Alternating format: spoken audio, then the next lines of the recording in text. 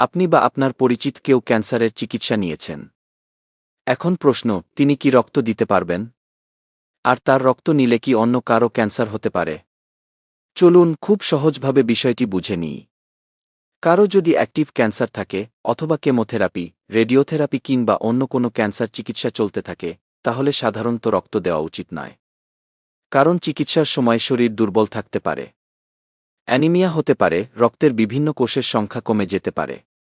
তাই এখানে প্রথম গুরুত্ব হল রক্তদাতার নিজের নিরাপত্তা।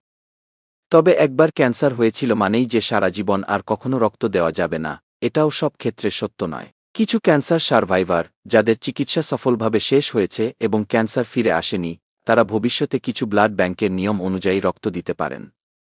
আমেরিকান ক্যান্সার সোসাইটি এবং আমেরিকান রেড ক্রসের গাইডলাইন অনুযায়ী অনেক ধরনের ক্যান্সারের ক্ষেত্রে চিকিৎসা শেষ হওয়ার অন্তত 12 মাস পরে, এবং এই সময়ে ক্যান্সার ফিরে না এলে রক্ত দেওয়ার বিষয়টি বিবেচনা করা যেতে পারে। তবে গুরুত্বপূর্ণ বিষয় হল 12 মাস সবার জন্য এক নিয়ম নয়। দেশ, ক্যান্সারের ধরন এবং ব্লাড ব্যাংকের নীতিমালা অনুযায়ী এই সময় ভিন্ন হতে পারে। আবার লিউকেমিয়া, লিম্ফোমা বা মাল্টিপল মাইলোমার মতো ব্লাড ক্যান্সার হলে নিয়ম আরও কঠোর। এ ধরনের ক্যান্সারের ইতিহাস থাকলে অনেক ব্লাড সার্ভিস রক্ত বা রক্তের উপাদান গ্রহণ করে না। এখন আরেকটি গুরুত্বপূর্ণ প্রশ্ন, ক্যান্সার রোগীর রক্ত নিলে কি অন্য মানুষের ক্যান্সার হয়ে যাবে?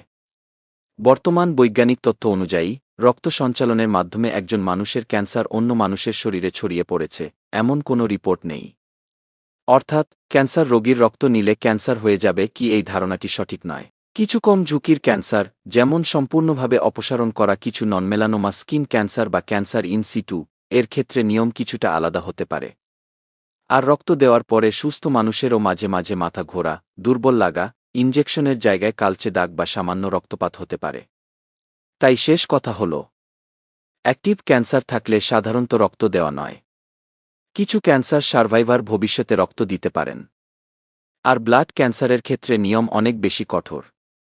ক্যান্সারের চিকিৎসা নিয়ে থাকলে রক্ত দেওয়ার আগে অবশ্যই আপনার চিকিৎসক এবং স্থানীয় ব্লাড ব্যাংকের সঙ্গে পরামর্শ করুন। সঠিক তথ্য জানুন, ভুল ধারণা দূর করুন এবং নিরাপদভাবে রক্ত দিন।